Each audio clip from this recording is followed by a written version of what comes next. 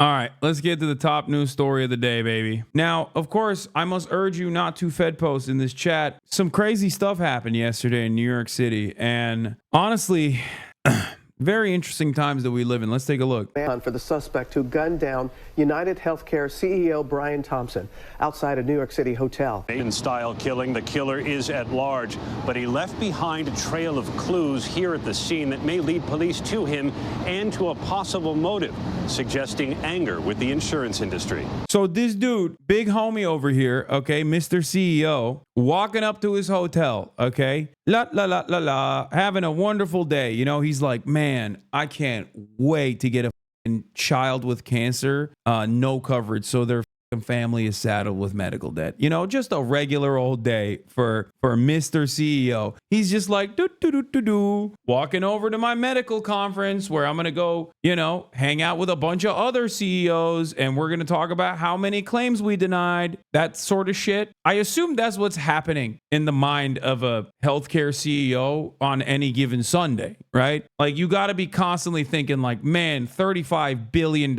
in pure profit this year. What a banger. Artificial intelligence to deny claims, 90% of which are actually wrong. What a fantastic invention I engaged in. The medical innovation. Oh my Lord. The amount of coverage that we can just deny because we made up some random AI thing. So sick. Like, that's probably what's going on in his mind. Okay. I mean, he's up early. That's Sigma grind set. It's 6 a.m. He up early as hell thinking about all the ways in which he's going to ruin the lives of tens of thousands of Americans. Because if you're that rich and that's your job, why the are you up at 6 a.m.? Turns out this guy, he out grindsetted the grindset CEO. Turns out he's up at 6 a.m. This motherfucker was up at 4 a.m. Okay? There's always a guy out there working harder, working smarter. He was so cool throughout this entire process. I don't mean cool like, oh my God, he's like swagged out. That's a totally separate conversation. I mean, like, he was cool as a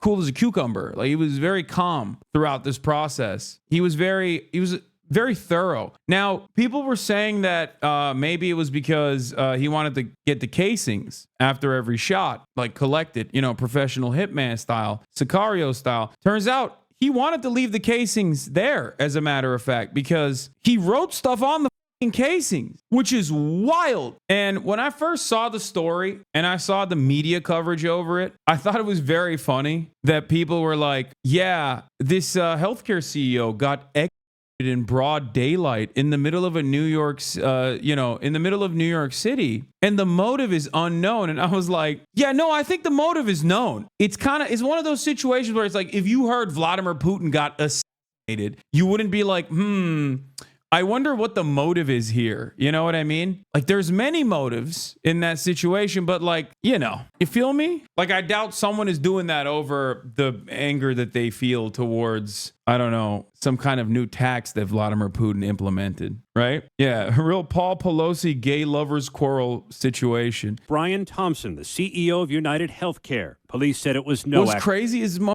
wearing a quarter zip in this profile picture. Like, it is such, at this point, it's such a meme. Like, these guys, they love their quarter zips, dude. Like, I'm sorry, like, what are we doing, dude? Why you took a headshot and you were repping the quarter zip in the headshot? You know, what are we doing here? What's going on? Y'all don't got nothing else? You just got quarter zips? Every indication is that this was a premeditated, pre-planned, targeted attack. United Healthcare orders employees to not talk to the press in the wake of the CEO's murder. What? That's insane. What do you mean? One of the most interesting aspects of the story isn't even necessarily like the casings that he left on scene that said the words deny, defend, and depose, according to ABC News, which, by the way, is very similar to the title of the book, Delay, Deny, Defend, Why Insurance Companies Don't Pay Claims and What You Can Do About It, by J.M. Feynman. The words echo the name of a book about how insurers won't pay claims. It's an earthquake for corporate America. So do you think he's mad they're reporting the casing words in the wrong order? Probably not worried about that for the time being. But now, America, we have gun violence all day, every day. And usually the gun violence that occurs is some random guy who fucking loses their minds for one reason or another, ends up killing some of the most marginalized people in society. That's the norm. And that's precisely the reason why when it's business as usual mesh, everybody goes, ugh, thoughts, prayers, whatever, right? But when this happens, they're like, whoa, whoa, whoa.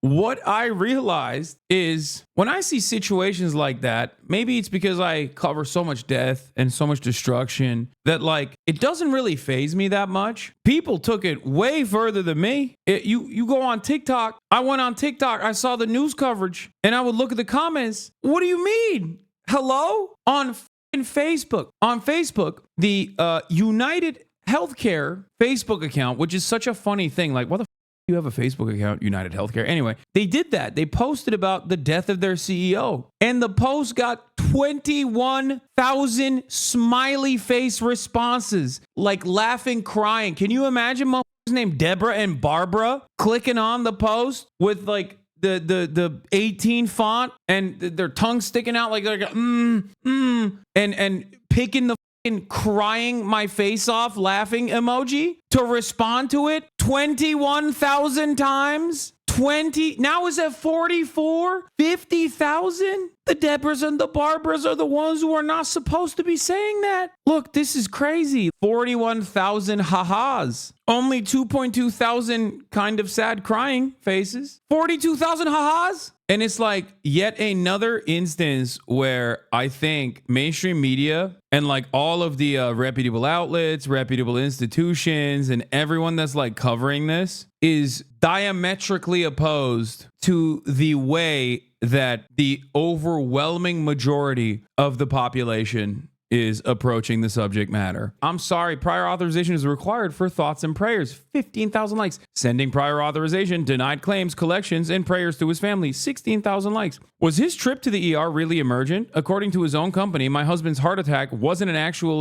emergency, and we were out $3,000, full deductible, 5,000 likes. It's crazy what my first thought was, and then I look at the comments and realize I'm not alone in my thoughts. 1,000 likes. I just can't find the care. Maybe if they ask for pre-approval of my care, then after they care, their required deductible, I might be able to supplement some care. So it's like, if you're a CEO in one of these sectors, I'm not gonna lie, dog, like quit or, bankrupt the company and then start advocating for full-blown healthcare, full communist healthcare, okay? Because goddamn, it's not me. I look, you're a titan of enterprise, okay? And so am I. I'm a rich guy myself. I would never say anything like that, but it seems like other people are saying it. Not me. I'm not saying it, but other people certainly are saying it. That's what I saw. I saw this and I thought to myself, damn, people are really upset about their health care.